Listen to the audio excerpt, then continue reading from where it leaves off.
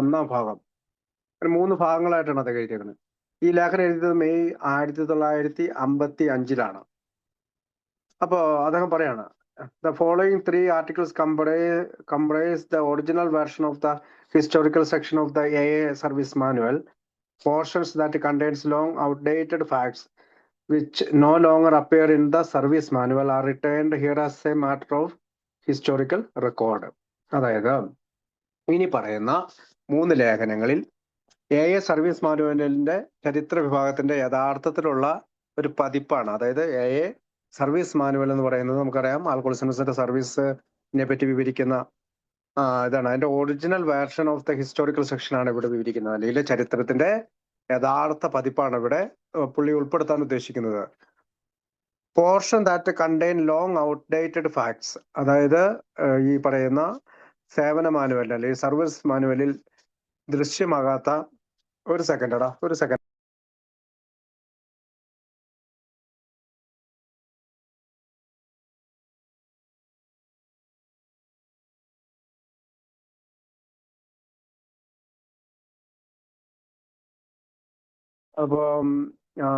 അപ്പൊ അതിനകത്ത് പറയണം, ഒരു second. Portion that contains long outdated facts, അതായത് ഈ സർവീസ് മാനുവലിൽ ദൃശ്യമാകാത്ത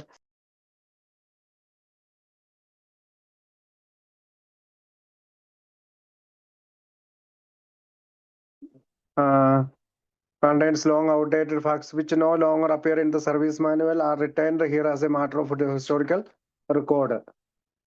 അതായത് സേവന മാനുവലിൽ അല്ലെങ്കിൽ സർവീസ് മാനുവലിൽ പ്രകടമാക്കാത്ത അല്ലെങ്കിൽ ദൃശ്യമാക്കാത്ത കാലഹരണപ്പെട്ട വസ്തുതകൾ ഉൾക്കൊള്ളുന്ന ഭാഗങ്ങൾ ചരിത്രപരമായ രേഖയായി ഇവിടെ നിലനിർത്താൻ ശ്രമിക്കുകയാണ്. അതല്ലെങ്കിൽ ചില ഭാഗങ്ങള് സർവീസ് മാനുവലിൽ ഉൾപ്പെടുത്താൻ കഴിഞ്ഞിട്ടില്ല, അതിന്റെ ഒരു ചരിത്ര രേഖ ഇവിടെ റെക്കോർഡ് ചെയ്യാനാണ് ബിൽ ഡബ്ല്യു ശ്രമിക്കുന്നത്.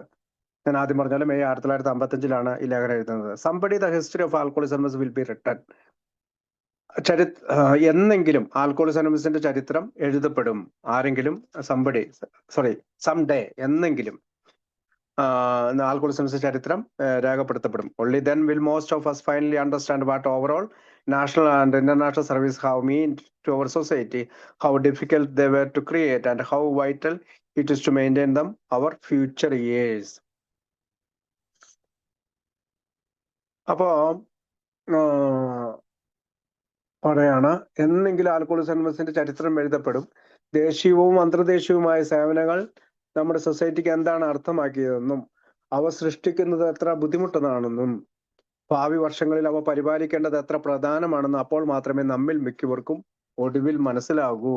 കാരണം അങ്ങനെ ഒരു ചരിത്രം എഴുതുന്ന ഒരു ദിവസം എഴുതുമ്പോൾ മാത്രമാണ് ഈ നമ്മുടെ സൊസൈറ്റി എങ്ങനെയാണ്, എന്താണ് ഈ സേവനങ്ങൾ എന്നുകൊണ്ട് അർത്ഥമാക്കിയത്, അല്ലെങ്കിൽ ദേശീയവും അല്ലെങ്കിൽ പ്രാദേശികമായിട്ടുള്ള അല്ലെങ്കിൽ ഇന്റർനാഷണൽ ആയിട്ടുള്ള സേവനങ്ങൾ എങ്ങനെയാണ് സൃഷ്ടിക്കപ്പെട്ടത്, അത് എത്ര ബുദ്ധിമുട്ടിയാണ് സൃഷ്ടിക്കപ്പെട്ടതെന്നും ഇനിയുള്ള വർഷങ്ങളിൽ അവ പരിപാലിക്കേണ്ടത് എത്ര പ്രധാനമാണെന്നും അപ്പോൾ മാത്രമേ എല്ലാവർക്കും മനസ്സിലാവുകയുള്ളൂ.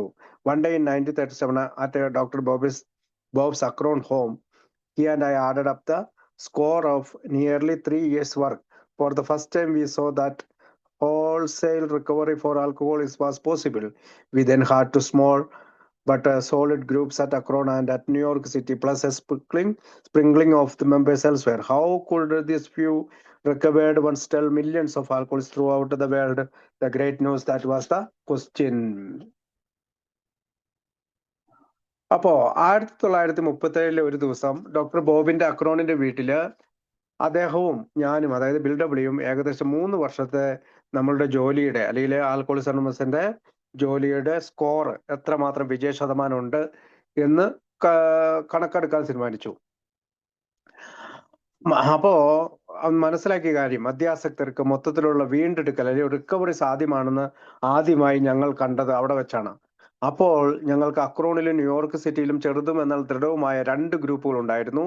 സുഖം പ്രാപിച്ച ഈ കുറച്ച് ആളുകൾക്ക് ലോകമെമ്പാടുമുള്ള ദശലക്ഷക്കണക്കിന് മദ്യപാനികളുടെ എങ്ങനെയാണ് മഹത്തായി വാർത്ത പറയാൻ കഴിയുക? അതായിരുന്നു ചോദ്യം. അതായത് we then had two small and solid group, ഉറച്ചതും ചെറുതുമായ 2 ഗ്രൂപ്പുകളാണ് ഉണ്ടായിരുന്നത്, ഒന്ന് അക്രോണിലും ന്യൂയോർക്കിലും. പക്ഷെ ചോദ്യം എന്താണ്, ഈ ഒരു ചെറിയ ഫ്യൂ റിക്കവേർഡ് വൺസ് ഈ ചെറിയൊരു അംഗസംഖ്യയുള്ള നമ്മൾക്ക് ലക്ഷക്കണക്കിന് മദ്യാസക്തരോട് എങ്ങനെയാണ് ആൽക്കഹോളിസം മദ്യാസക്തി ഇപ്പോഴും ദുരിതം അനുഭവിക്കുന്നവർക്ക് ഈ ഗ്രേറ്റ് ന്യൂസ് എത്തിക്കാൻ കഴിയുന്നത്, ഈ വലിയ വാർത്ത എത്തിക്കാൻ കഴിയുന്നത്? That was the question. അതായിരുന്നു ചോദ്യം. Fourth with Dr. Bob and I met with 18 of the Akron group at the home of T. Henry Williams, a steadfast non-alcoholic friend. Some of the Akron group still thought we ought to stick to the word of mouth process, but the majority felt that we now needed our own hospitals with paid workers and above all a book for other alcoholics that could explain to them our methods and results. This would require considerable money, millions perhaps. We didn't then know that millions would have ruined us even more than no money at all. So the Akron meeting commissioned me to go to New York and raise money. Arrived home, I found the New York group in full agreement with this idea. Several of us went to work at once. ഉടൻ തന്നെ doctor ബോബും ഞാനും Acorn ഗ്രൂപ്പിലെ 18 പേരെ മദ്യപിക്കാത്ത അല്ലെങ്കിൽ 18 പേരെ കൂട്ടിച്ചേർത്ത് മദ്യപിക്കാത്ത സുഹൃത്തായ T Henry വില്യംസിന്റെ വീട്ടിൽ വെച്ച് കണ്ടുമുട്ടാൻ തീരുമാനിച്ചു. നോൺ ആൽക്കഹോളിക് ആയിട്ടുള്ള ടി ഹെൻറിന്റെ വീട്ടിൽ വെച്ച്. അക്രോൺ ഗ്രൂപ്പിലെ ചിലർ ഇപ്പോഴും നമ്മൾ ആ വാക്കിന്റെ പ്രക്രിയയിൽ ഒളിച്ചു നിൽക്കണമെന്ന് കരുതി. എന്നാൽ ശമ്പളം വാങ്ങുന്ന തൊഴിലാളികളുടെ ഞങ്ങളുടെ സ്വന്തം ആശുപത്രികളും എല്ലാറ്റിനുപരിയായി മറ്റ് മദ്യപാനികൾക്കായി ഞങ്ങളുടെ രീതികളും ഫലങ്ങളും വിശദീകരിക്കാൻ കഴിയുന്ന ഒരു പുസ്തകവും ഞങ്ങൾക്ക് ഇപ്പോൾ ആവശ്യമാണെന്ന് ഭൂരിപക്ഷം പേരും കരുതി. അപ്പോ 18 പേര് കൂട്ടിച്ചേർന്നിട്ട് പറഞ്ഞു, ഞങ്ങൾക്ക് ബുക്ക് ആവശ്യമുണ്ട്, ഹോസ്പിറ്റൽ ആവശ്യമുണ്ട്, അല്ലെങ്കിൽ പെയ്ഡ് വർക്കേഴ്സ് അല്ലെങ്കിൽ മിഷണറിമാരെ ആവശ്യമുണ്ട് എന്ന് ഞങ്ങൾ അവിടെ കരുതി. ഇതിന് ഗണ്യമായ പണം ആവശ്യമാണ്. ഒരുപക്ഷെ ദശലക്ഷക്കണക്കിന് പണം ആവശ്യം വരും. ദശലക്ഷക്കണക്കിന് ആളുകൾ പണമില്ലാത്തതിനേക്കാൾ ഞങ്ങളെ നശിപ്പിക്കുമെന്ന് ഞങ്ങൾ അന്ന് അറിഞ്ഞിരുന്നില്ല. ഒരു സെക്കൻഡ്.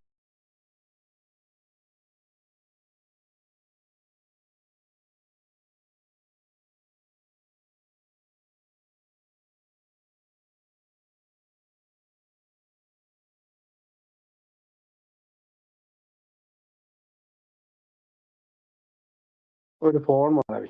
ആരാന്നൊന്നും മനസ്സിലാവണല്ലോ. ഒരു സെക്കൻഡ്. അത് ആരാന്നോ. അപ്പൊ റോങ് നമ്പർ. അപ്പൊ അങ്ങനെ ദശലക്ഷക്കണക്കിന് പണം ആവശ്യം വരും. പുസ്തകം ഇറക്കാനായിട്ടാണേലും ആശുപത്രികൾ പണിയാനായിട്ടാണേലും പെയ്ഡ് മിഷണറി ലഭിക്കും. പക്ഷെ ദശലക്ഷക്കണക്കിന് ആളുകൾ പണമില്ലാത്തതിനേക്കാൾ ഞങ്ങളെ നശിപ്പിക്കുമെന്ന് ഞങ്ങൾ അന്ന് അറിഞ്ഞിരുന്നില്ല. അങ്ങനെ ന്യൂയോർക്കിൽ പോയി പണം സ്വരൂപിക്കാൻ അക്രോൺ യോഗം എന്നെ ചുമതലപ്പെടുത്തി. അപ്പൊ അക്രോൺകാർ പറഞ്ഞു, വീട്ടിൽ തന്നെ, അതായത് ഈ പറയുന്ന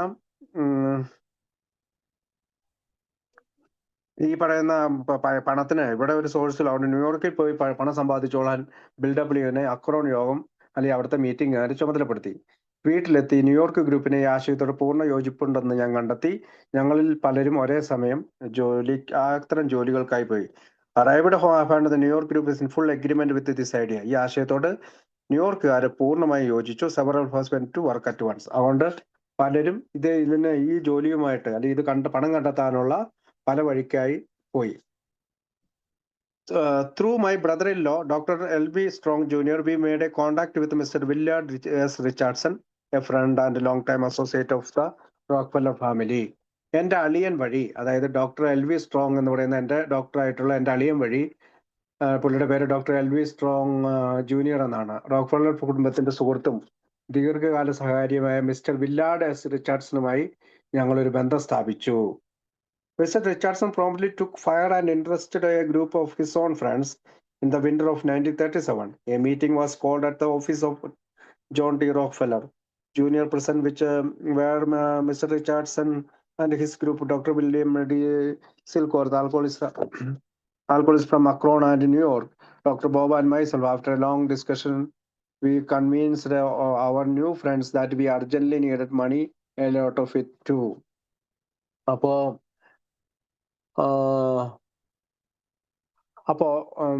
റിച്ചാർഡ്സണുമായിട്ടുള്ള ഒരു ബന്ധം അളിയൻ വഴി ഞാൻ സ്ഥാപിച്ചു. മിസ്റ്റർ റിച്ചാർഡ്സൺ ആകട്ടെ ഉടൻ തന്നെ ഇത് ഫയറായി, അതായത് ഇതിനു വേണ്ടിയിട്ടുള്ള ലക്ഷ്യസ്ഥാനത്തേക്ക് എത്തിക്കാൻ വെടിയുതിർത്തു എന്നുള്ളത്. ഫയർ എന്നാണോ?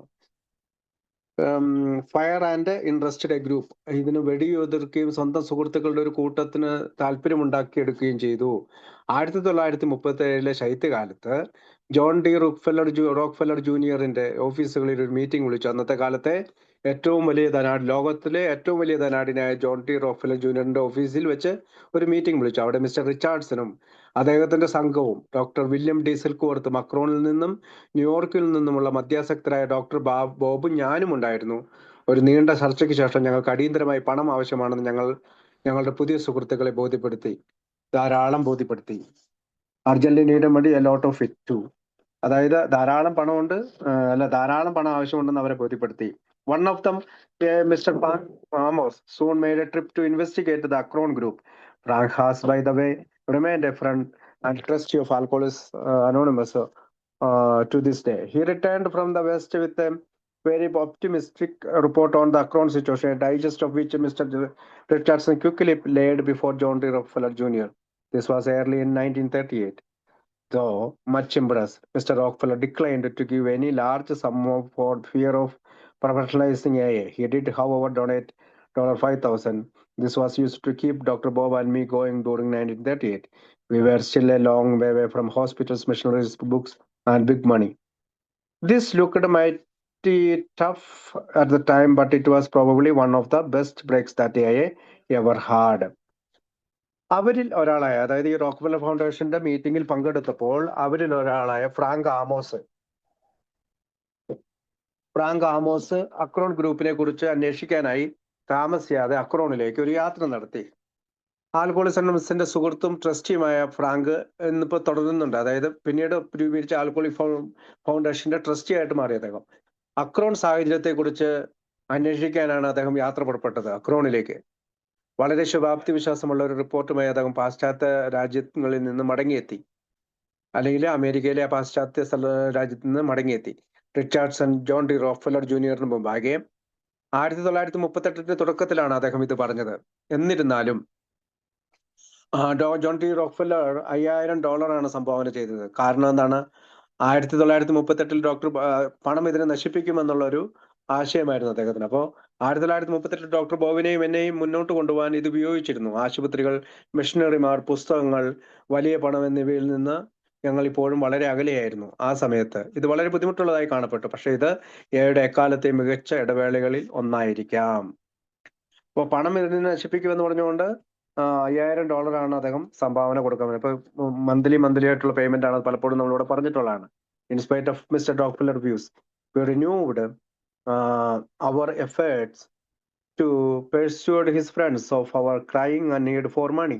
At length they agreed that we did need more money, certainly enough to prepare a textbook on our methods and experience.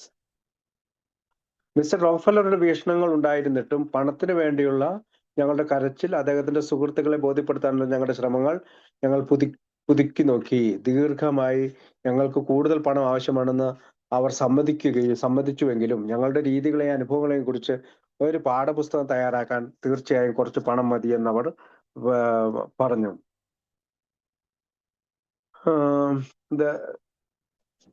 Certainly enough to prepare textbook on our methods and experience. അപ്പൊ നമ്മളുടെ ഈ പറയുന്ന മെത്തേഡുകളും അനുഭവങ്ങളും പങ്കുവയ്ക്കാൻ പുസ്തകത്തിനെ കുറിച്ച് അവർ agree ചെയ്ത് last.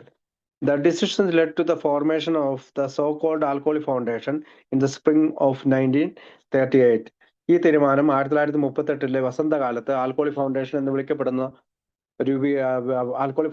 വിളിക്കപ്പെടുന്ന ഒരു സ്ഥാപനത്തിന്റെ രൂപീകരണത്തിലേക്ക് നയിച്ചു.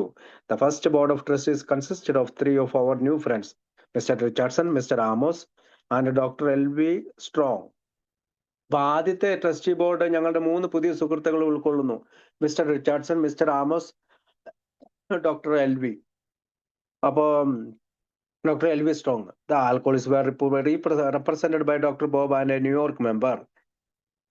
Supplied with a list of prospectus by our new friends, we alcoholics at New York began to solicit funds. Since the Alcoholic Foundation was tax-free or on charitable grounds, we thought the rich would contribute lavishly, but nothing happened. After months of solicitations, we failed to turn up with even a cent. What could we do next? അപ്പോ alcoholic ഫൗണ്ടേഷന്റെ രൂപീകരണത്തിലേക്ക് നയിക്കുകയും ആ trustee ബോർഡിൽ mister Richardson ഉണ്ടായിരുന്നു, mister Amos ഉണ്ടായിരുന്നു, പിന്നെ doctor LV എന്ന് വിളിക്കുന്ന അളിയനും ഉണ്ടായിരുന്നു. അപ്പോ ശക്തമായ ഒരു ഫൗണ്ടേഷനായി അത് മാറി. ഡോക്ടർ ബോബും ന്യൂയോർക്ക് അംഗങ്ങളുമാണ് മദ്യപാനികളെ അവിടെ നിന്ന് പ്രതികരിച്ചത്. ന്യൂയോർക്കിലെ മദ്യപാനികളായ ഞങ്ങൾ, അല്ലെങ്കിൽ മദ്യാസക്തരായ ഞങ്ങൾ, ഞങ്ങളുടെ പുതിയ സുഹൃത്തുക്കളുടെ സാധ്യതകളുടെ ഒരു ലിസ്റ്റ് നൽകി ഫണ്ട് അഭ്യർത്ഥിക്കാൻ തുടങ്ങി. ആൽക്കോളിക് ഫൗണ്ടേഷൻ നികുതി രഹിതമായതിനാൽ ചാരിറ്റബിൾ അടിസ്ഥാനത്തിൽ സമ്പന്നർ സമർത്ഥമായി സംഭാവന നൽകുമെന്നാണ് ഞങ്ങൾ കരുതിയത്. പക്ഷെ ഒന്നും സംഭവിച്ചില്ല. ചാരിറ്റബിൾ ട്രസ്റ്റ് ആണ്, അതുകൊണ്ട് നികുതി അടയ്ക്കാത്തതുകൊണ്ട് സമ്പന്നർ ഒരുപാട് പണം നൽകുമെന്ന് നമ്മൾ പ്രതീക്ഷിച്ചു. മാസങ്ങൾ നീണ്ട അഭ്യർത്ഥനകൾക്കൊടുവിൽ ഒരു സെന്റിന് പോലും എത്താനായില്ല. നമുക്ക് അടുത്തതായി എന്ത് ചെയ്യാൻ കഴിയും? ഒരു സെന്റ് പോലും നമുക്ക് കിട്ടില്ല. അടുത്തതായി എന്ത് ചെയ്യാൻ കഴിയും?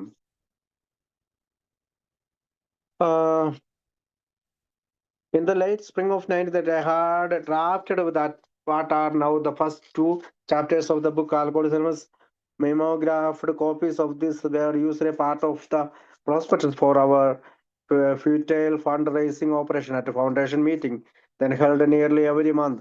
Our non-alcoholic friends commissioned on our lack of success. About half of the $5,000 Mr. Rockefeller advance had been used to raise the mortgage on Dr. Bob's home. The rest of it divided between us would of course soon be exhausted. The outlook was certainly bleak. അപ്പോൾ 1938 വസന്തത്തിൽ അല്ലെങ്കിൽ സ്പ്രിങ്ങില് അതിന്റെ അവസാന കാലഘട്ടത്തിൽ ആൽക്കോളിസം anonymous എന്ന പുസ്തകത്തിന്റെ ആദ്യ 2 അധ്യായങ്ങൾ bill W തയ്യാറാക്കിയിരുന്നു. ഇവയുടെ മിമിയോഗ്രാഫ് ചെയ്ത പകർപ്പുകൾ ഞങ്ങളുടെ വ്യർത്ഥമായ ധനസമാഹരണ പ്രവർത്തനത്തിലുള്ള പ്രോസ്പെക്ടസിന്റെ ഭാഗമായി ഉപയോഗിച്ചു. ധനസഹകരണത്തിന് വേണ്ടിയിട്ട് പ്രോസ്പെക്ടസ് രൂപീകരണത്തിന്റെ ഭാഗമായി ഉപയോഗിച്ചു. പിന്നീട് മിക്കവാറും എല്ലാ മാസവും നടന്ന ഫൗണ്ടേഷൻ മീറ്റിങ്ങുകളിൽ ഞങ്ങളുടെ മദ്യപാനികളല്ലാത്ത സുഹൃത്തുക്കൾ ഞങ്ങളുടെ വിജയക്കുറവിനെ കുറിച്ച് അനുസ്മരിച്ചു. മിസ്റ്റർ റോക്ക്ഫെല്ലർ അഡ്വാൻസ് ചെയ്ത $5000 പകുതിയോളം ഡോക്ടർ ബോബിന്റെ വീടിന്റെ മോർഗേജ് അടയ്ക്കാനായി ഉപയോഗിച്ചിരുന്നു. നമുക്കിടയിൽ വിഭജിക്കപ്പെട്ട ബാക്കിയുള്ളത് തീർച്ചയായും ഉടൻ തന്നെ തീർന്നു പോകും. കാഴ്ചപ്പാട് തീർച്ചയായും ഇരുണ്ടതായിരുന്നു. The outlook was certainly bleak. അന്ധത ബാധിച്ചതായിരുന്നു. $5000 $2500 ഡോക്ടർ ബോബിന്റെ മോർഗേജ് അടയ്ക്കാൻ അത്ര കാലം കൊണ്ട് ചെലവഴിച്ചു. അപ്പോൾ then Frank Amos remembered his old time friend Eugene Exman, religious editor at Harper's. He sent me to Harper's and I showed Mr. Exman 2 chapters of our proposed book. To my delight, Mr. Exman was impressed. He suggested that Harper's might advance me $1,500 in royalties to finish the job. Broke us we then were that $1,500 looked like a pile of money. അപ്പോൾ Frank Amos എന്താണ് ഞങ്ങളെ സഹായിച്ചത്? തന്റെ പഴയകാല സുഹൃത്തായ Harper's മാസികയിലെ മതപരമായ കാര്യങ്ങൾ edit ചെയ്യുന്ന എഡിറ്ററായ യൂജിൻ എക്സാമിനെ അദ്ദേഹം ഓർക്കുകയും അദ്ദേഹം എന്നെ ഹാർപ്പേഴ്സിലേക്ക് പോകാൻ അനുവദിക്കുകയും ചെയ്തു, അല്ലെങ്കിൽ അവിടേക്ക് അയച്ചു. ഞങ്ങളുടെ നിർദ്ദിഷ്ട പുസ്തകത്തിന്റെ 2 അധ്യായങ്ങൾ ഞങ്ങൾ മിസ്റ്റർ എക്സാമിനെ കാണിച്ചു. എന്റെ സന്തോഷത്തിൽ മിസ്റ്റർ എക്സാമിൻ ആകർഷനായി. ജോലി പൂർത്തിയാക്കാൻ ഹാർപ്പേഴ്സ് എനിക്ക് $1500 റോയൽറ്റി നൽകാമെന്ന് അദ്ദേഹം നിർദ്ദേശിച്ചു. $1500 പണത്തിന്റെ കൂമ്പാരം പോലെ അതൊരു കൂമ്പാരം തന്നെയാണ് ഞങ്ങൾക്ക് അന്ന് തോന്നിയത്. 1500 looked like a pile of money. ഒരു പണത്തിന്റെ കൂമ്പാരമായിട്ടാണ് ഞങ്ങൾക്ക് തോന്നിയത്. Nevertheless, our enthusiasm for this proposal quickly waned. With the book finished, we would be $1,500 in debt to Harper's, and if we, as we hoped, then got a lot of publicity, how could we possibly hire the help to answer the flood of enquiries, maybe thousands? എന്നിരുന്നാലും ഈ നിർദ്ദേശത്തോടുള്ള ഞങ്ങളുടെ ആവേശം പെട്ടെന്ന് ക്ഷയിച്ചു. പുസ്തകം പൂർത്തിയാകുമ്പോൾ ഞങ്ങൾ ഹാർപ്പേഴ്സിന് $1500 കടബാധ്യതയുണ്ടാക്കും. ഞങ്ങൾ പ്രതീക്ഷിച്ചതുപോലെ എക്ക് പിന്നീട് ധാരാളം പബ്ലിസിറ്റി ലഭിച്ചാൽ അന്വേഷണങ്ങളുടെ പ്രളയത്തിന് ഉത്തരം നൽകാൻ ഞങ്ങൾക്ക് എങ്ങനെ സഹായം ലഭിക്കും? ഒരുപക്ഷെ ആയിരക്കണക്കിന് അഭ്യർത്ഥനകൾ വന്നേക്കാം. പുസ്തകം പ്രസിദ്ധീകരിച്ച് കഴിയുമ്പോൾ $1500 കടം ഒരുക്കി വെച്ച് കഴിഞ്ഞാൽ പിന്നീട് ഞങ്ങൾക്ക് അത്തരം ആൻസേഴ്സ് ചെയ്യാനായിട്ട് നമ്മൾക്കൊന്നിനും സാധിക്കില്ല എന്നൊരു പ്രശ്നമുണ്ടായി. There was another problem. മറ്റൊരു പ്രശ്നവും ഉണ്ടായിരുന്നു. To a serious one, ഗുരുതരമായ ഒന്ന്. If our AA book became the basic test for Alcoholics Anonymous, its ownership would be in other hands. It was evident that our society ought to own and publish its own literature. No publisher, however good, ought to own our best asset. മറ്റൊരു പ്രശ്നവും ഉണ്ടായിരുന്നു. ഗുരുതരമായ ഒന്നാണ് ആൽക്കോഹോളിക്സ് anonymous എന്നതിന്റെ അടിസ്ഥാന ഗ്രന്ഥമായ ഞങ്ങളുടെ book പിന്നീട് മാറിയാൽ അതിന്റെ ഉടമസ്ഥാവകാശം തീർച്ചയായും മറ്റൊരു കയ്യിലായിരിക്കും. നമ്മുടെ സൊസൈറ്റി സ്വന്തം സാഹിത്യം സ്വന്തമാക്കുകയും പ്രസിദ്ധീകരിക്കുകയും ചെയ്യേണ്ടതുണ്ടെന്ന് വ്യക്തമായിരുന്നു. ഒരു പ്രസാധകനും എത്ര നല്ലവരായാലും ഞങ്ങളുടെ ഏറ്റവും മികച്ച ആസ്തി അവരുടെ സ്വന്തമാക്കാൻ പാടില്ല എന്ന് ഞങ്ങൾ ചിന്തിച്ചു. At the moment this idea was broached, opposition rose on all sides. We were told that amateurs should never go into the publishing business. They almost never succeeded, it was claimed, but a few of us continued to think otherwise. We had discovered that the printing cost of a book is only a fraction of its retail price. If our society grew, so would the book sales. With such a big profit margin, real money and surely come in. Of course, we can't conveniently forget all the others heavy cost of book production and distribution. So went to the debate, but the opposition lost out because the foundation had no money and wasn't likely to get any that we could see. That was the clincher.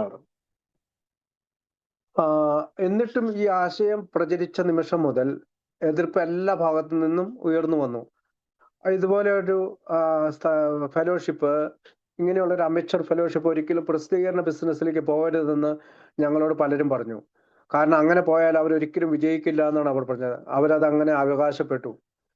അങ്ങനെ ഒരിക്കലും വിജയിക്കില്ല എന്ന് അവർ അവകാശപ്പെട്ടു. എന്നാൽ ഞങ്ങളിൽ ചിലർ മറിച്ചുള്ള ചിന്തകളാൽ തുടർന്നു. ഒരു പുസ്തകത്തിന്റെ അച്ചടി ചെലവ് അതിന്റെ ചില്ലറ വിലയുടെ ഒരു ഭാഗം മാത്രമാണെന്ന് ഞങ്ങൾ കണ്ടെത്തിയിരുന്നു. നമ്മുടെ സൊസൈറ്റി വളർന്നാൽ പുസ്തക വിൽപ്പനയും വളരും. ഇത്രയും വലിയ ലാഭം ഉണ്ടെങ്കിൽ യഥാർത്ഥ പണം തീർച്ചയായും നമ്മളിലേക്ക് വരും. തീർച്ചയായും പുസ്തക നിർമ്മാണത്തിന്റെയും വിതരണത്തിന്റെയും മറ്റ് ഭാരിച്ച ചെലവുകളെല്ലാം ഞങ്ങൾ സൗകര്യപൂർവ്വമായി മറന്നു. അങ്ങനെ സംവാദം നടന്നുകൊണ്ടേയിരുന്നു. പക്ഷെ ഫൗണ്ടേഷന്റെ പക്കൽ പണമില്ലാത്തതിനാലും ഞങ്ങൾക്ക് കാണാനാകുന്നതൊന്നും ലഭിക്കാൻ സാധ്യമല്ലാത്തതിനാലും പ്രതിപക്ഷം നഷ്ടപ്പെട്ടു. അതായിരുന്നു സംഭവം. That was the clincher. അങ്ങനെ so two of us went ahead. ഞങ്ങൾ രണ്ടുപേരും മുന്നോട്ട് പോയി. A friend and I bought a part of blank stock certificate and wrote on them Words Publishing par value $25. My friend Hampy and I then offered shares in the new book company to alcoholics and their friends in New York. They just laughed at us. Who would buy stock? They said in a book not at a return. അങ്ങനെ ഞങ്ങൾ രണ്ടുപേരും മുന്നോട്ട് പോയി. ഞാനും ഒരു സുഹൃത്തും ശൂന്യമായ stock സർട്ടിഫിക്കറ്റുകളുടെ ഒരു പാട് വാങ്ങി. അവയിൽ ഇങ്ങനെ എഴുതി, വർക്ക്സ് പബ്ലിഷിംഗ് അല്ലെങ്കിൽ works publishing company par value $25. ഒരു തുല്യ മൂല്യം $25. ഞാനും എൻ്റെ സുഹൃത്ത് ഹാങ്പിയും ന്യൂയോർക്കിലെ മദ്യപാനികൾക്കും അവരുടെ സുഹൃത്തുക്കൾക്കും പുതിയ പുസ്തക കമ്പനിയുടെ ഓഹരികൾ വാഗ്ദാനം ചെയ്തുകൊണ്ടേയിരുന്നു. അവർ ഞങ്ങളെ നോക്കി ചിരിച്ചു.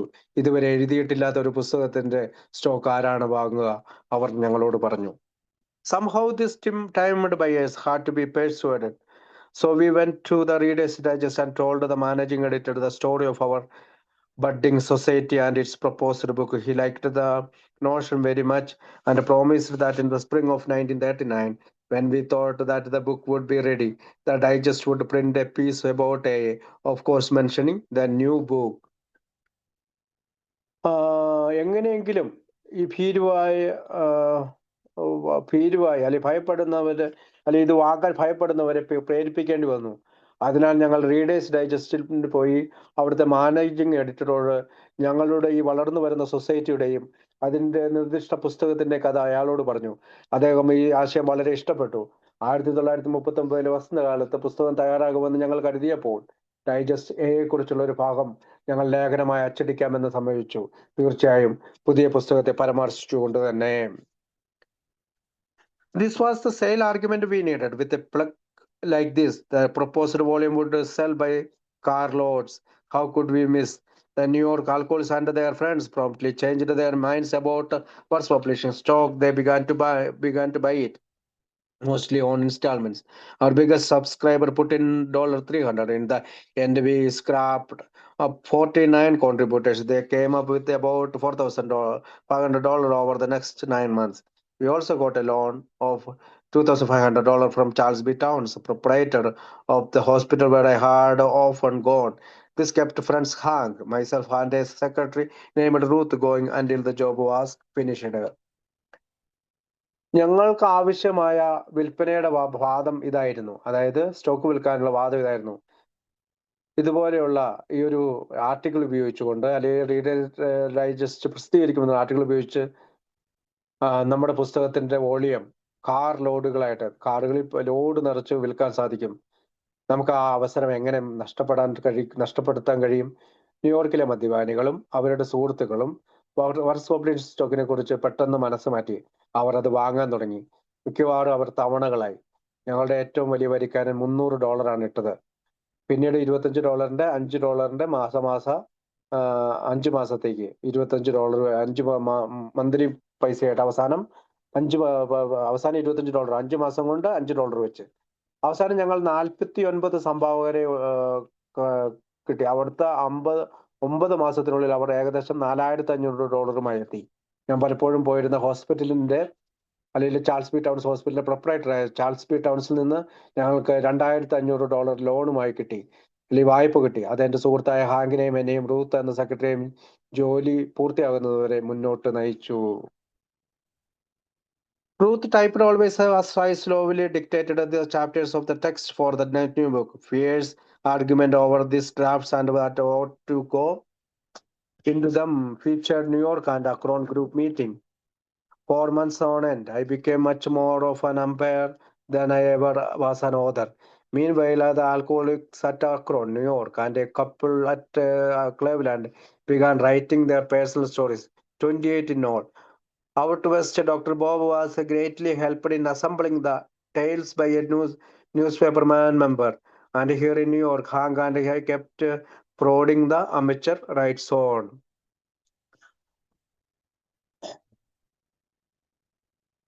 അപ്പോ പുതിയ പുസ്തകത്തിനായുള്ള വാചകത്തില് അല്ലെങ്കിൽ അതിനുള്ള വാചകങ്ങൾ അല്ലെങ്കിൽ അധ്യായങ്ങളാക്കാനുള്ള ഓരോ അധ്യായത്തിന്റെയും വാചകങ്ങൾ ഞാൻ പതുക്കെ പതുക്കെ പറഞ്ഞു കൊടുക്കാൻ തുടങ്ങി. റൂത്ത് അത് ടൈപ്പ് ചെയ്തു.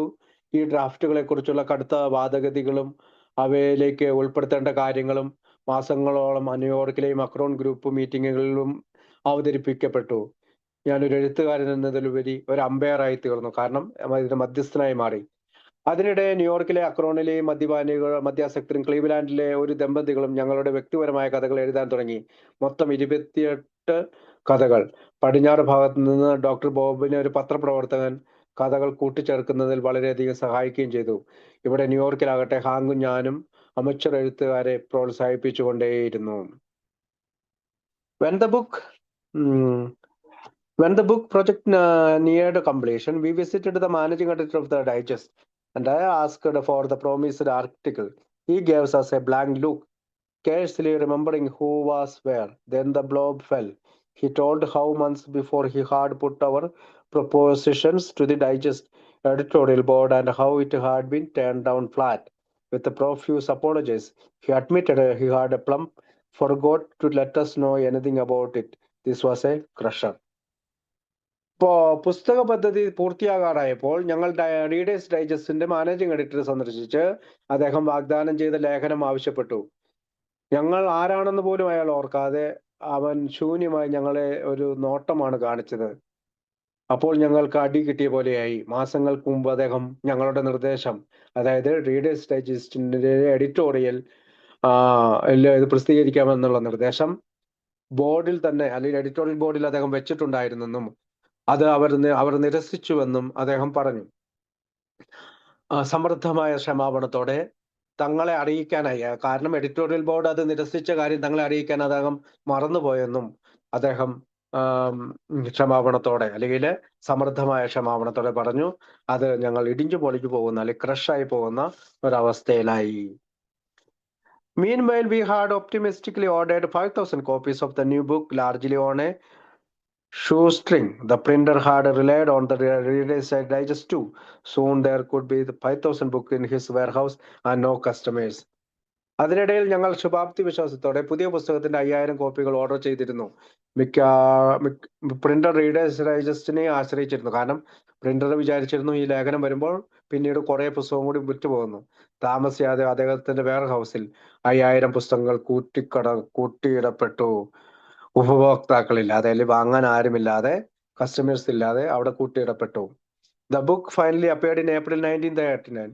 പുസ്തകനൊടുവിൽ 1939 ഏപ്രിലാണ് പ്രത്യക്ഷപ്പെട്ടത്. We got the New York Times to do a review and Dr. Harry Emerson Fosdick supplied us with another really good one. But nothing happened. The book simply didn't sell. We were in debt up to our ears. The sheriff appeared in the New York office where we had been working, and the landlord sold the house where Louis and I lived.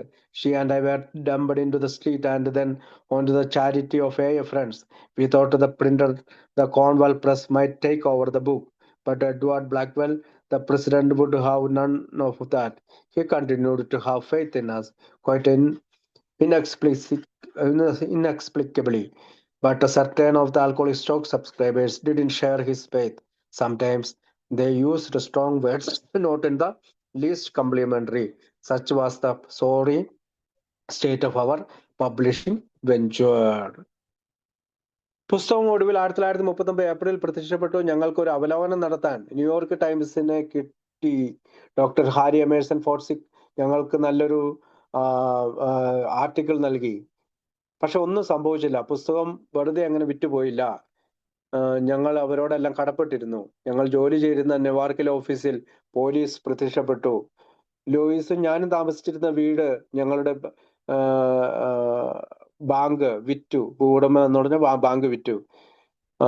പിന്നീട് ഞങ്ങൾ തെരുവിലേക്കും പിന്നീട് സുഹൃത്തുക്കളുടെ കൃപാകടാക്ഷത്തിലും ഞങ്ങൾ വലിച്ചെറിയപ്പെട്ടു. Cornwall press printer പുസ്തകം ഏറ്റെടുക്കുമെന്ന് ഞങ്ങൾ കരുതി. എന്നാൽ president ആയിരുന്ന എഡ്വേർഡ് ബ്ലാക്ക്വെല്ലിന് അങ്ങനെ ഒരു മനസ്സ് തോന്നിയില്ല. അവൻ ഞങ്ങളിൽ വിശ്വാസം തുടർന്നു. തികച്ചും വിശദീകരിക്കാനാവാത്ത വിധം ഞങ്ങളെ അവൻ വിശ്വസിച്ചു. എന്നാൽ മദ്യാസക്തരായ സ്റ്റോക്ക് വരിക്കാരിൽ ചിലർ അദ്ദേഹത്തിന്റെ വിശ്വാസത്തെ പോലെ പങ്കിട്ടില്ല. ചിലർ അവർ ഞങ്ങൾക്ക് നേരെ ശക്തമായ വാക്കുകൾ ഉപയോഗിച്ചു. ഒന്നും അഭിനന്ദനപരമായ കുറഞ്ഞതൊരു അഭിനന്ദനം പോലും കിട്ടിയില്ല. ഞങ്ങളുടെ പ്രസിദ്ധീകരണ സംരംഭത്തിന്റെ ഏറ്റവും പരിതാപകരമായ അവസ്ഥയായിരുന്നു അത്. Sorry state of our publishing, ഞങ്ങളുടെ പ്രസിദ്ധീകരണ സംരംഭത്തിന്റെ പരിതാപകരമായ അവസ്ഥയായിരുന്നു അത്. How we got through the summer of 1939. I will never quit now.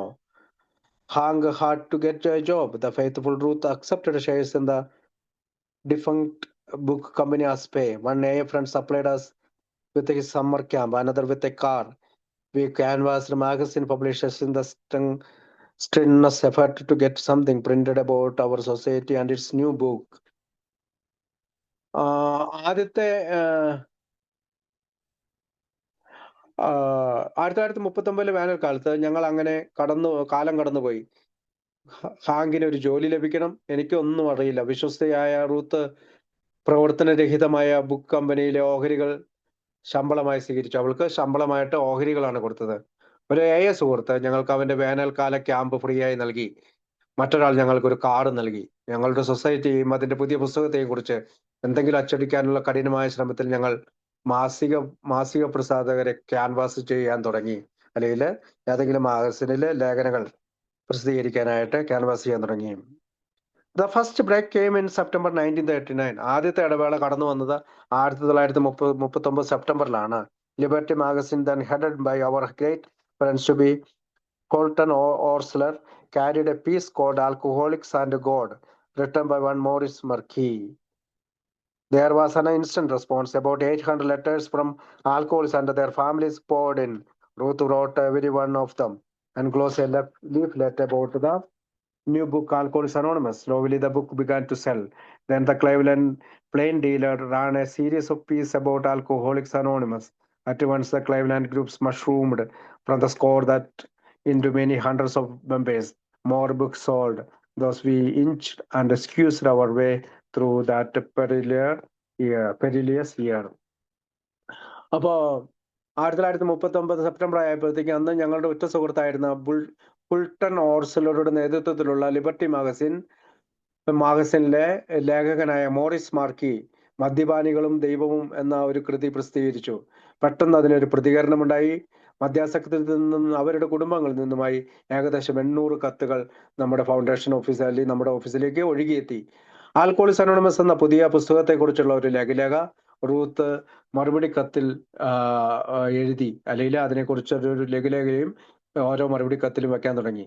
പതിയെ പതിയെ പുസ്തകം വിൽക്കാൻ തുടങ്ങി. തുടർന്ന് ക്ലീവ്ലാൻഡ് പ്ലെയിൻ ഡീലർ ആൽക്കോളിക്സ് അനോണിമസിനെ കുറിച്ച് ഒരു പരമ്പര തന്നെ നടത്തി. ഒറ്റയടിക്ക് ക്ലീവ്ലാൻഡ് ഗ്രൂപ്പുകൾ ഒരു നിശ്ചിത അളവിലേക്ക് അംഗസംഖ്യ കൂട്ടി. 100 കണക്കിന് അംഗങ്ങളായി കൂണുപോലെ ക്ലീവ്ലാൻഡ് വളർന്നു. കൂടുതൽ പുസ്തകങ്ങൾ വിറ്റു തുടങ്ങി. അങ്ങനെ ആ അപകടകരമായ വർഷത്തിലൂടെ ഞങ്ങൾ കടന്നുപോയി. We hadn't heard a thing from Mr. Rockefeller since early 1938, but in February of 1940, he put in a dramatic appearance. His friends, Mr. Rothschild, came to a trustee meeting smiling broadly. Mr. Rockefeller, he said, wanted to give alcoholism a dinner. The invitation list showed an imposing collection of notables. We figured them to be collectively worth at least $1 billion. Mr. Richardson told how John T. Jr. had been watching our progress with a deep satisfaction and now wanted to lend a hand. Our money troubles were over, so we thought. അപ്പോ 1938 തുടക്കത്തിൽ mister റോക്ക്ഫെല്ലറിൽ നിന്ന് ഞങ്ങൾ അതുവരെ ഒന്നും കേട്ടില്ല. 1938 തുടക്കം മുതൽ ഞങ്ങൾ ഒന്നും കേട്ടില്ല. എന്നാൽ 1940 ഫെബ്രുവരി ആയപ്പോഴത്തേക്കും അദ്ദേഹം നാടകീയമായ ഒരു ഭാവം ഞങ്ങളുടെ മുമ്പിൽ കാണിച്ചു. അവന്റെ സുഹൃത്ത് മിസ്റ്റർ റോച്ചാർഡ്സൺ ഒരു ട്രസ്റ്റി മീറ്റിംഗിൽ വിശാലമായി പുഞ്ചിരിച്ചു. മിസ്റ്റർ റോക്ക്ഫെല്ലർ ആൽക്കോളിക്സ് അനോണിമസ് അംഗങ്ങൾക്ക് ഒരു അത്താഴ വിരുന്ന് നൽകാൻ ആഗ്രഹിക്കുന്നുവെന്ന് അദ്ദേഹം ചിരിച്ചുകൊണ്ട് പറഞ്ഞു. ക്ഷണപ്പട്ടികയിൽ ശ്രദ്ധേയരായ ഒരു ഗംഭീര ശേഖരം ഞങ്ങളെ കാണിച്ചു. അവർ മൊത്തത്തിൽ കുറഞ്ഞത് $1 ബില്യൺ എങ്കിലും മൂല്യമുള്ളവരാണെന്ന് ഞങ്ങൾ കണക്കാക്കി. ജോൺ ഡി ജൂനിയർ എങ്ങനെയാണ് ഞങ്ങളുടെ പുരോഗതിയെ ആഴമായ സംതൃപ്തിയോടെ വീക്ഷിക്കുന്നതെന്നും ഇപ്പോൾ ഒരു കൈ കൊടുക്കുവാൻ ആഗ്രഹിക്കുന്നുവെന്നും മിസ്റ്റർ റിച്ചാർഡ്സൺ ഞങ്ങളോട് പറഞ്ഞു. ഞങ്ങളുടെ പണത്തിന്റെ പ്രശ്നങ്ങൾ അവസാനിച്ചു. അങ്ങനെയാണ് ഞങ്ങൾ ചിന്തിച്ചത്. The dinner came off the following month of New York's Union League Club. Dr. Harry Emerson Fosdick spoke in praise of us, and so did Dr. Foster Kennedy, the eminent neurologist. Then Dr. Bob and I briefed the audience on AA, Akron, and New York alcoholics scattered among the notables at the tables respond to questions. The gathering showed a rising warmth and interest. This was it. We thought our money problems were solved. അടുത്ത മാസം ന്യൂയോർക്കിലെ union league ക്ലബിൽ അത്താഴ വിരുന്ന് വന്നു. ന്യൂയോർക്കിലെ union league ക്ലബിൽ doctor Harry Emerson ഫോർഡ്സിക് ഞങ്ങളെ പുകഴ്ത്തി സംസാരിച്ചു. അതുപോലെ തന്നെ പ്രമുഖ ന്യൂറോളജിസ്റ്റായ ഡോക്ടർ ഫോസ്റ്റർ കെന്നഡിയും. തുടർന്ന് ഡോക്ടർ ബോബും ഞാനും സദസ്സിനോട് കുറിച്ച് വിശദീകരിച്ചു. ആ മേശകളിലെ പ്രമുഖർക്കിടയിൽ ഓരോ മേശകൾക്കിടയിലും ചിതറിക്കിടന്ന അക്രോൺ ഗ്രൂപ്പിലെയും ന്യൂയോർക്കിലെ മധ്യാസക്തരും ചോദ്യങ്ങൾക്ക് അവരോട് ഓരോ ടേബിളിലൂടെ മറുപടി നൽകി. ഒത്തുചേരൽ വർദ്ധിച്ചു വരുന്ന ഊഷ്മളതയും താല്പര്യവും കാണിച്ചു. എന്നായിരുന്നു ഞങ്ങൾ വിചാരിച്ചത്. ഞങ്ങളുടെ പണത്തിന്റെ പ്രശ്നങ്ങൾ പരിഹരിച്ചു. അതായിരുന്നു ഞങ്ങളുടെ ചിന്ത. To speak for his father, who was ill, Mr. Nelson Rockefeller then rose to his feet. His father was very glad, he said, that those at the dinner had seen the promising beginning of the new Society of Alcoholics Anonymous. Seldom, Nelson continued, had his father shown more interest in anything. But obviously, since AA was a work of pure goodwill, one man carrying the good news to the nest, little or no money would be required. At this rally, our spirits fell. When Mr. Nelson Rockefeller had finished, the whole $1 billion worth of capitalists got up and walked out, leaving not a dollar behind them. അസുഖബാധിതനായ പിതാവിന് വേണ്ടി സംസാരിക്കാൻ അവിടെ കടന്നു വന്നത് mister Nelson Rockefeller എഴുന്നേറ്റ് നിന്നു. പുതിയ society of alcoholics അനോണിമസിന്റെ വാഗ്ദാനപരമായ തുടക്കം അത്താഴത്തിനെത്തിയവരിൽ കണ്ടതിൽ അവന്റെ പിതാവ് വളരെ സന്തോഷവാനാണെന്ന് അവൻ അറിയിച്ചു. അതിനുശേഷം നെൽസൺ തുടർന്നു, എന്റെ പിതാവ് എന്തിനോടും പ്രത്യേകിച്ച് ഈ ഫെലോഷിപ്പിനോട് കൂടുതൽ താല്പര്യം കാണിച്ചിരിക്കുന്നു. എന്നാൽ വ്യക്തമായും ശുദ്ധമായ സൽസ്വഭാവത്തിന്റെ ഒരു സൃഷ്ടിയായതിനാൽ ഒരാൾ മറ്റൊരാളിലേക്ക് ഈ സുവാർത്ത എത്തിക്കുന്നതാണ് നല്ലത്. കുറച്ചു പണം അല്ലെങ്കിൽ കൂടുതൽ പണം അതിനാവശ്യമായി വരില്ല. ഈ സദസ്സിൽ വെച്ച് ഞങ്ങളുടെ മനസ്സ് തകർന്നു. മിസ്റ്റർ നെൽസൺ റോക്ക്ഫെല്ലർ പറഞ്ഞു കഴിഞ്ഞപ്പോൾ $1 ബില്യൺ വിലമതിക്കുന്ന മുഴുവൻ മുതലാളിമാരും എഴുന്നേറ്റ് പുറത്തേക്ക് പോയി. $1 പോലും അവിടെ അവശേഷിപ്പിച്ചില്ല. Next day, Mr. Rockefeller wrote to all those who had attended and even to those who had not. Again, reiterated his complete confidence and high interest. Once more, he understood that little or no money was needed. Then at the very end of his letter, he casually remarked that he was giving Alcoholics Anonymous $1,000. അടുത്ത ദിവസം mister Rockefeller അവിടെ അത്താഴ വിരുന്നിൽ പങ്കെടുത്ത എല്ലാവർക്കും അല്ലെങ്കിൽ പങ്കെടുക്കാത്തവർക്ക് പോലും ഒരു കത്തെഴുതി തന്റെ പൂർണ്ണമായ ആത്മവിശ്വാസവും ആൽക്കോഹോളിക്സ് അനോണിമസിനോടുള്ള ഉയർന്ന താല്പര്യവും അദ്ദേഹം ആ കത്തിലൂടെ വീണ്ടും വീണ്ടും ആവർത്തിച്ചുകൊണ്ടേയിരുന്നു. കുറച്ച് അല്ലെങ്കിൽ കൂടുതൽ പണം ആവശ്യമില്ലെന്ന് ഒരിക്കൽ കൂടി അദ്ദേഹം ആ കത്തിലൂടെ നിർബന്ധിച്ചു. തുടർന്ന് തന്റെ കത്തിന്റെ അവസാനത്തിൽ താൻ ആൽക്കോഹോളിക്സ് അനോണിമസിന് $1000 നൽകുന്നുവെന്ന് വളരെ യാദൃശ്ചികമായി അഭിപ്രായപ്പെട്ടു. When the public read the press stories about Mr. Rockefeller's dinner, many rushed to the bookstores to buy the book Alcoholics Anonymous. The foundation trustees solicited the dinner guests for contributions. Knowing the size of Mr. Rockefeller's gift, they acted accordingly. About $3,000 came in, a donation which, as things turned out, we solicited and received each year for just 4 years more. Much later, we realized that much later we realized that what Mr. Rockefeller had really done for us. At risk of personal ridicule, he had stood up before the whole world to put in a plug for a tiny society of struggling alcoholics. For those unknowns, he had gone way out on a limb, wisely sparing of his money. He had given freely of himself. Then and there, John D. Rockefeller saved us from the perils of property management and professionalism. He couldn't have done more.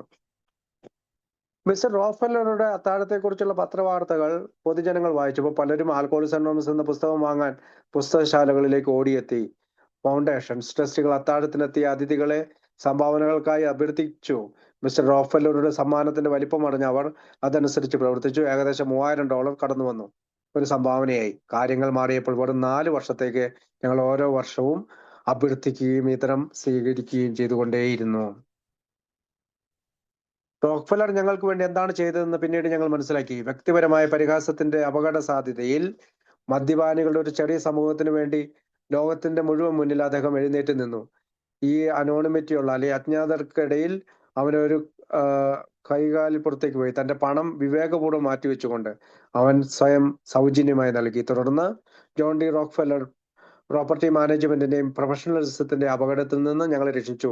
അദ്ദേഹത്തിന് കൂടുതലായി ചെയ്യാൻ കഴിയും, അതിൽ കൂടുതലായി ഒന്നും ചെയ്യാൻ കഴിയുമായിരുന്നില്ല. അപ്പൊ നമുക്ക് കൂടുതൽ പണം ആവശ്യമില്ല. പ്രോപ്പർട്ടി മാനേജ്മെന്റും തൊഴിലാക്കുന്നതിനുള്ളതിന് റോക്ക്ഫെല്ലറാണ് നമ്മളെ സഹായിച്ചത്. As a result, AS 1940 membership jumped sharply as amount of 2,000 at the year end. Dr. Bob and I began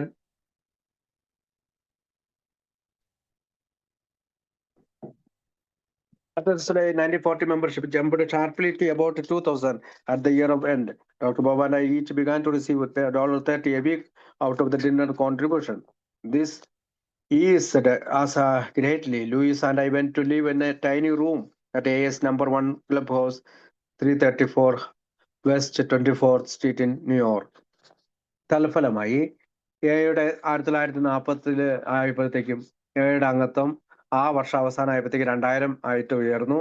കുത്തനെയുള്ള ഉയർച്ചയായിരുന്നു. ഡോക്ടർ ബോബും ഞാനും ഓരോരുത്തർക്കും അത്താഴ സംഭാവനകളിൽ നിന്ന് ആഴ്ചയിൽ $30 വെച്ച് കിട്ടാൻ തുടങ്ങി. ഇത് ഞങ്ങൾക്ക് വളരെയധികം ആശ്വാസം നൽകി. ന്യൂയോർക്കിലെ 334 വെസ്റ്റ് 24 സ്ട്രീറ്റിലെ എയുടെ നമ്പർ 1 ക്ലബ് ഹൗസിൽ ഒരു ചെറിയ മുറിയിൽ ഞാനും ലൂയിസും താമസിക്കാനായി പോയി. First of all, the increased book sales had made a national headquarters possible. We moved from 75 William Street, Newark, New Jersey, where the AA book had been written, to 30 Vesey Street, just north of the Wall Street district of New York. We took a modest 2 rooms office right opposite the downtown Church Street Annex post office. There, the famous box 658 was ready and waiting to receive the thousands of frantic inquiries that would presently come into it. At this point, Ruth Hogg became AA's first national secretary, and I turned into a sort of headquarters handyman. Best of all, എല്ലാറ്റിനും ഉപരിയായി വർദ്ധിച്ച പുസ്തക വിൽപ്പന ഒരു ദേശീയ ആസ്ഥാനം നമുക്ക് സാധ്യമാക്കി തന്നു. പുസ്തകം എഴുതിയ ന്യൂജേഴ്സിയിലെ ന്യൂയോർക്കിലെ 75 വില്യം സ്ട്രീറ്റിൽ നിന്ന് ന്യൂയോർക്കിലെ തന്നെ വാൾ സ്ട്രീറ്റ് ജില്ലയുടെ വടക്ക് 30 വൈസി സ്ട്രീറ്റിലേക്ക് ഞങ്ങൾ താമസം മാറ്റി, അല്ലെങ്കിൽ ഓഫീസ് മാറ്റി. Down town church street annexe post ഓഫീസിന് എതിർവശത്ത് ഞങ്ങൾ ഒരു ബന്ധമായ 2 മുറിയ ഓഫീസാണ് വാടകയ്ക്കെടുത്തു. അവിടെ പ്രസിദ്ധമായ ബോക്സ് 658 തയ്യാറായി. ഇപ്പോൾ അതിൽ വരുന്ന ആയിരക്കണക്കിന് ഭ്രാന്തമായ അന്വേഷണങ്ങൾ സ്വീകരിക്കാൻ കാത്തിരിക്കുകയായിരുന്നു. ഈ സമയത്ത് ട്രൂത്ത് ഹോക്കയുടെ ആദ്യത്തെ ദേശീയ സെക്രട്ടറിയായി ഞാനൊരു തരം ഹെഡ് ക്വാർട്ടേഴ്സ് ഹാൻഡ്മാനായി മാറി. Through the whole of 1940, book sales were the sole support of the struggling New York office. Every cent of these earnings went to pay for AA work done there. All requests for help were answered with warm personal letters. When alcoholics or their families showed continued interest, we kept on writing. Aided by such letters and the book Alcoholics Anonymous, and new AA groups began to take form. More importantly, we had a list of prospectors in many cities and towns of the United States and Canada. We turned this list over to AA traveling businessmen, members of already established groups. With these traveling couriers, we corresponded constantly, and they started still more groups. For the further benefit of these travelers, we put out a group directory.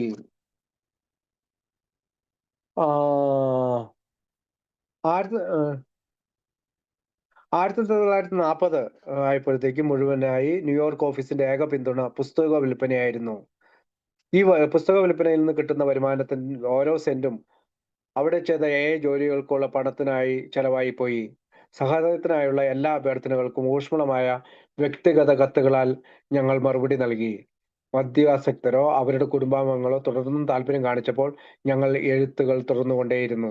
അത്തരം കത്തുകളുടെ alcoholics anonymous എന്ന പുസ്തകത്തിന്റെ സഹായത്തോടെ പുതിയ ഗ്രൂപ്പുകൾ രൂപപ്പെടാൻ തുടങ്ങി.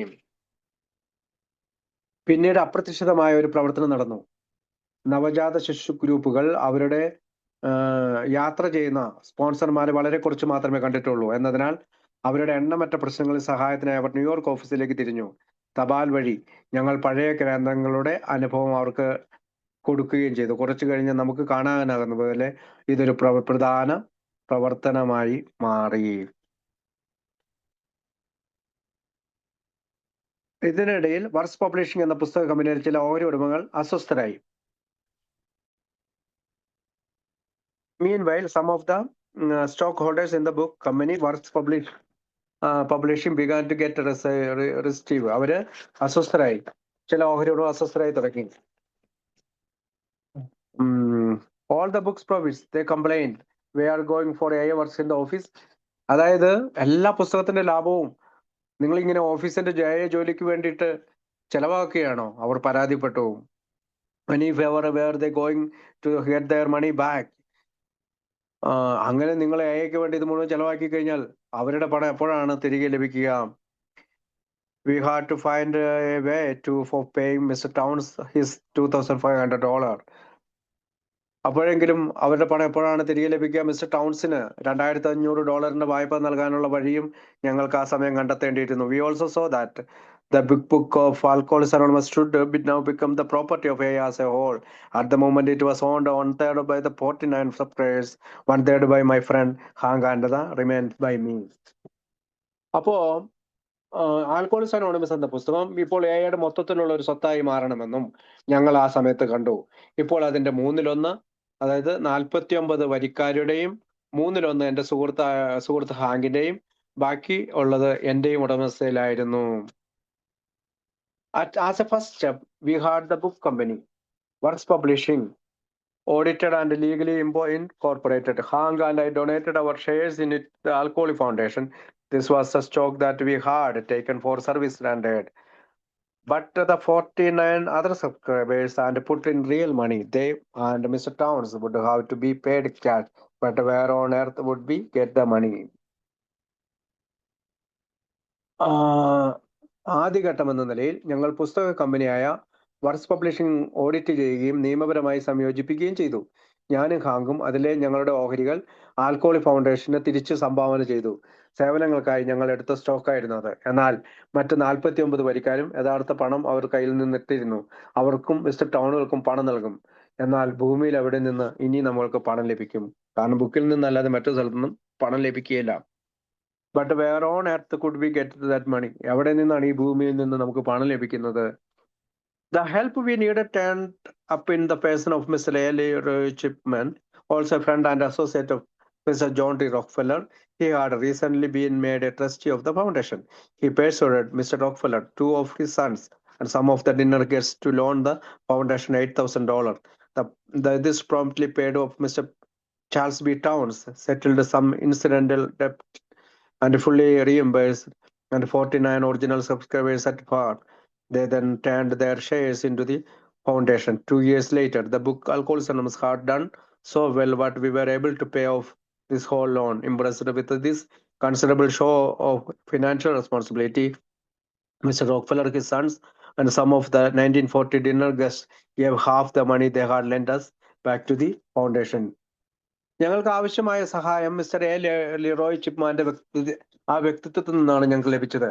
John D റോക്ക്ഫെല്ലറുടെ സുഹൃത്തും സഹപ്രവർത്തകനുമായ അദ്ദേഹം അടുത്തിടെ ഫൗണ്ടേഷന്റെ ട്രസ്റ്റിയായി നിയമിക്കപ്പെട്ടു. ആൽക്കോളിക് ഫൗണ്ടേഷന്റെ ട്രസ്റ്റിയായി നിയമിക്കപ്പെട്ടു. ഫൗണ്ടേഷന് $8,000 വായ്പ നൽകാൻ അദ്ദേഹം മിസ്റ്റർ റോക്ക്ഫെല്ലറെയും അദ്ദേഹത്തിന്റെ 2 മക്കളെയും അത്താഴത്തിനെത്തിയ ചിലരെയും, അല്ലെങ്കിൽ അന്നത്തെ റോക്ക്ഫെല്ലർ ഫൗണ്ടേഷൻ അത്താഴത്തിനെത്തിയ ചിലരെയും പ്രേരിപ്പിച്ചു.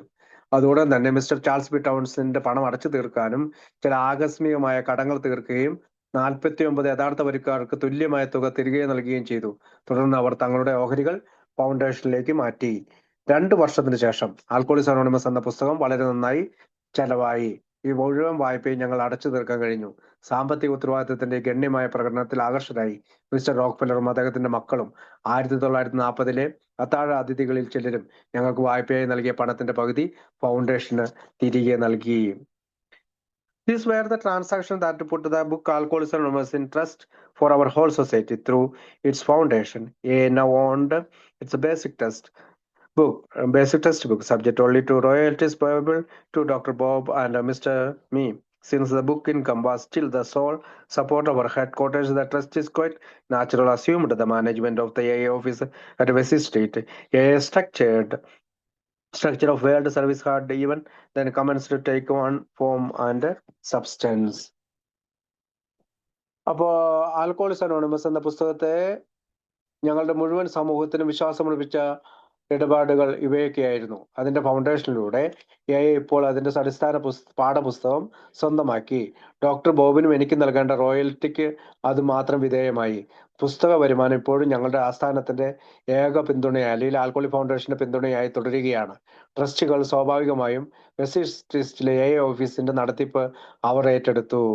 എയുടെ ലോക സേവനത്തിന്റെ ഘടന, രൂപവും സത്തയും സ്വീകരിക്കാൻ തുടങ്ങിയിരിക്കുന്നു.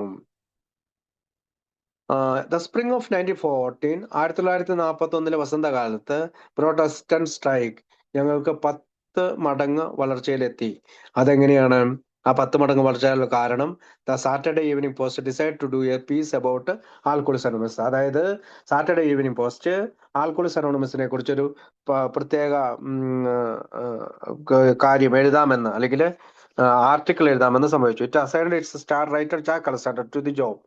അത് അവിടുത്തെ നക്ഷത്ര എഴുത്തുകാരനായ, അല്ലെങ്കിൽ ഏറ്റവും പ്രസിദ്ധമായിട്ടുള്ള സ്റ്റാർ റൈറ്ററായ ജാക്ക് അലക്സാണ്ടറെ ഈ ജോലി ഏൽപ്പിച്ചു.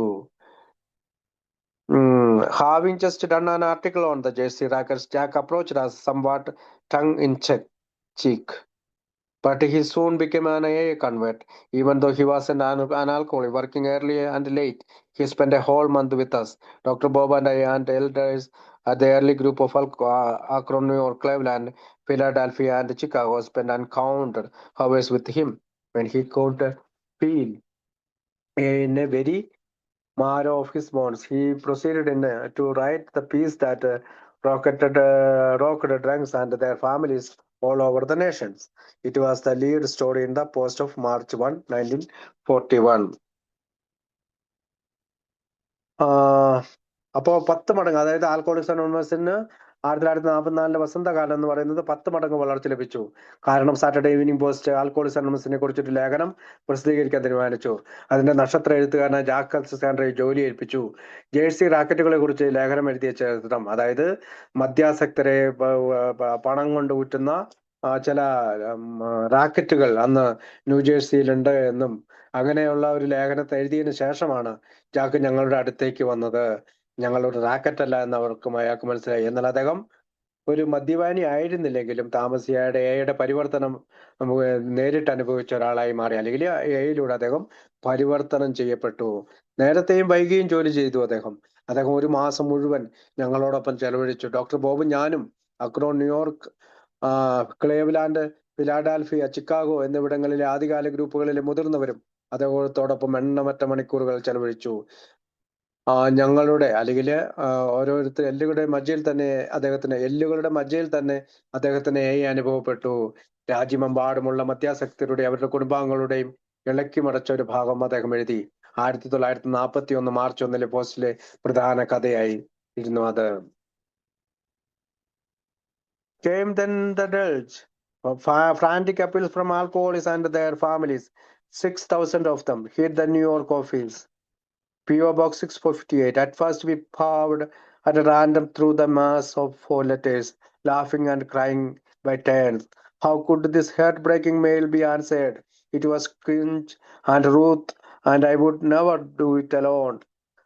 Poem letters wouldn't be enough. Even every single one must have an understanding personal reply. അപ്പോൾ ഞങ്ങൾക്കൊരു പ്രളയം വന്നു. മദ്യാസക്തിയിൽ നിന്നും അവരുടെ കുടുംബാംഗങ്ങളിൽ നിന്നുമുള്ള ഭ്രാന്തമായ അഭ്യർത്ഥനകൾ. അവരിൽ ഏകദേശം 6000 പേരാണ് കത്തെഴുതിയത്. ന്യൂയോർക്കിലെ ഓഫീസിലെ PO Box 658 അവയെല്ലാം കൂടി കൂട്ടമായി എത്തി. ആദ്യം ഞങ്ങൾ അക്ഷരങ്ങളുടെ കൂട്ടത്തിലൂടെ യാദൃശ്ചികമായി മാറി മാറി ചിരിച്ചും കരഞ്ഞും നോക്കി. കാരണം ഇത്രയും ഹൃദയഭേദകമായ കഥകൾ, ചിലത് ചിരിക്കാവുന്നത്, ചിലർ കരയാവുന്നത്, ഞങ്ങൾ മാറി മാറി നോക്കി. ഹൃദയഭേദകമായ ഈ കത്തുകൾക്ക് ഞങ്ങൾ എങ്ങനെ മറുപടി നൽകും? എനിക്കും റൂത്തിനും ഒറ്റയ്ക്കും ഒരിക്കലും ചെയ്യാൻ പറ്റാത്ത ഒരു കാര്യമാണ് അത്. വിഷമമായിരുന്നു. ഫോം അക്ഷരങ്ങൾ കൊണ്ട് അത് മതിയാകില്ല. ഓരോരുത്തർക്കും മനസ്സിലാവുന്ന രീതിയിൽ വ്യക്തിപരമായ മറുപടികളാണ് ആ കത്തുകൾക്ക് ഉണ്ടായിരിക്കേണ്ടത്. So volunteers with the typewriters came to New York's old 24th Street Club. They knew nothing of selling AA by mail, and naturally enough, they weakened in the face of the avalanche. Nothing but full-time paid help could possibly meet this emergency at the AA book income, and would never pay the bill. Again, what to use for money? അതിനാൽ ടൈപ്പ്റൈറ്ററുകളുമായി AAയുടെ സന്നദ്ധ പ്രവർത്തകർ, അല്ലെങ്കിൽ അയ്യക്കാരും അവരുടെ ഭാര്യമാരും സ്വന്തക്കാരും എല്ലാവരും കൂടി ന്യൂയോർക്കിലെ ഞങ്ങളുടെ പഴയ 24ാം സ്ട്രീറ്റ് ക്ലബിലേക്ക് ഓടിയെത്തി. തപാൽ വഴി എത്തുന്ന കത്തുകൾക്ക് AA വിൽക്കുന്നതിനെ കുറിച്ച് അവർക്ക് തീർച്ചയായും ഒന്നും അറിയില്ലായിരുന്നു. സ്വാഭാവികമായും അവർ ഹിമപാതത്തിന് മുന്നിൽ ദുർബലരായി നിൽക്കുന്നത് പോലെ തോന്നി. മുഴുവൻ സമയ പണമടച്ചുള്ള സഹായമല്ലാതെ മറ്റൊന്നിനും ഈ അടിയന്തരാവസ്ഥ നേരിടാൻ കഴിയില്ല. എന്നിട്ടും AA ബുക്കിന്റെ വരുമാനം കൊണ്ട് ഒരിക്കലും നമ്മളുടെ ബില്ലടയ്ക്കാനാവില്ല. വീണ്ടും പണത്തിനായി നമ്മൾ എന്തുപയോഗിക്കണം? Maybe the AA groups themselves would help, though we had never asked anything of them before. This was surely their business. If it was anybody's, an enormous 12-step job had to be done, and done quickly. These appeals must never hit the waste basket. Money we must have. അതിനാൽ ഞങ്ങൾ ഗ്രൂപ്പുകളോട് കഥ പറഞ്ഞു. AA ഗ്രൂപ്പുകൾ തന്നെ നമ്മളെ സഹായിക്കണം. ഞങ്ങൾ ഇതുവരെ അവരോട് ഒന്നും ചോദിച്ചിട്ടില്ലെങ്കിലും ഇത് ആരുടെയെങ്കിലും കാര്യമാണെങ്കിൽ തീർച്ചയായും ഇത് അവരുടെ ബിസിനസ് ആകുമായിരുന്നു. വേറെ ആരെങ്കിലും ആണ് ഈ പരിപാടികളെല്ലാം ചെയ്യണമെങ്കിൽ അവർ ഓരോ ഗ്രൂപ്പും അവരുടെ സ്വന്തം കാര്യമാണെന്ന് തീർച്ചയായും അവർ പണം കൊടുത്ത് സഹായിക്കുമായിരുന്നു. ഒരു വലിയ 12ാം പടി ജോലി വേഗത്തിൽ ചെയ്യേണ്ടതുണ്ട്. ഈ അപ്പീലുകൾ ഒരിക്കലും മാലിന്യ കുമ്പാരത്തിലെടുത്തരുത്. നമുക്ക് പണം ഉണ്ടായിരിക്കണം. അതായത് ഇങ്ങനെ വരുന്ന കത്തുകൾ നമുക്ക് മാലിന്യ കുമ്പാരത്തിലേക്ക് വലിച്ചെറിയാൻ കഴിയില്ല. ഇങ്ങനെ കരഞ്ഞുകൊണ്ടും ചിരിച്ചുകൊണ്ടും ആളുകൾ കത്തെഴുതിയിരിക്കുന്നു. അവർക്ക് നമ്മൾ കൃത്യമായ മറുപടി സ്വകാര്യമായി തന്നെ എഴുതേണ്ടിയിരിക്കുന്നു. ഓരോരുത്തർക്കും വ്യക്തിപരമായി തന്നെ എഴുതേണ്ടിയിരിക്കുന്നു. അതിന് പണം ആവശ്യമായിരിക്കുന്നു. So we told the group the story and their response. The measuring stick for voluntary contributions was then set at $1 per member per year. The trustees of the foundation agreed to look after these funds, placing them in a special bank account, earmarking them for AA office work only. While the first returns weren't up of full expectations, they proved to be enough. The AA office took on 2 full-time workers, and weeks later we caught up. അതിനാൽ ഞങ്ങൾ ഗ്രൂപ്പുകളോട് നമ്മളുടെ ഈ കഥ പറഞ്ഞുകൊണ്ടേയിരുന്നു. അവർ പ്രതികരിച്ചു. സ്വമേധയാ നൽകുന്ന സംഭാവനകൾക്കുള്ള അളവുകൾ പിന്നീട് ഓരോ അംഗത്തിനും പ്രതിവർഷം $1 നിശ്ചയിച്ചു. ഫൗണ്ടേഷന്റെ ട്രസ്റ്റികൾ ഈ ഫണ്ടുകൾ പരിപാലിച്ചു കൊള്ളാമെന്ന് സമ്മതിച്ചു. അവർ പ്രത്യേക ബാങ്ക് അക്കൗണ്ടിൽ സ്ഥാപിക്കാനും തുടങ്ങി. AA ഓഫീസ് ജോലികൾക്കായി മാത്രം ആ പണം നീക്കിവെക്കുകയും ചെയ്തു. ആദ്യ റിട്ടേണുകൾക്ക് പൂർണ്ണ പ്രതീക്ഷകൾക്ക് അനുസൃതമായിരുന്നില്ലെങ്കിലും അവ മതിയെന്ന് തെളിയിക്കപ്പെട്ടു. ഓഫീസ് 2 മുഴുവൻ സമയ തൊഴിലാളികളെ ഏറ്റെടുത്തു. ആഴ്ചകൾക്ക് ശേഷം ഞങ്ങൾ ഈ കാര്യങ്ങളെല്ലാം പിടികൂടി. And weeks later we caught up. But this was only a starter. Soon the pins on our office will map showed AI groups springs up like mushrooms. Most of them had no experience, guidance, whatever. Their worries and problems were endless. Mutuals mutual, lonely heads pinned, committee quarreled, new clubs had unheard of headaches. Orators held forth, groups split wide open, members turned professional, selling AA by the copy. Sometimes whole groups got drunk, local public relations went haywire. Such was our truly frightening experience. പക്ഷെ ഇതൊരു തുടക്കമായിരുന്നു. താമസിയാതെ ഞങ്ങളുടെ office വാൾ മാപ്പിലെ പിന്നുകളുടെ അതായത് എവിടെയെല്ലാം ഗ്രൂപ്പുകളുണ്ടോ അതെല്ലാം നോക്കിക്കൊണ്ട് ഗ്രൂപ്പിന്റെ ഭിത്തിയിൽ അല്ലെങ്കിൽ ഓഫീസിന്റെ ഭിത്തിയിൽ ഒരു മാപ്പ് ഉണ്ടാക്കിയിട്ട് ആ മാപ്പില് പിന്നുകൾ കുത്തിവെച്ചിരിക്കുകയാണ്. ഇപ്പൊ ഫ്ലോറിഡയിൽ ഒരു ഗ്രൂപ്പ് വന്നാൽ ഒരു പിന്ന്, അല്ലെങ്കിൽ ന്യൂയോർക്കിൽ ഒരു ഗ്രൂപ്പ് ഉണ്ടെങ്കിൽ ഒരു പിന്ന്, അങ്ങനെ.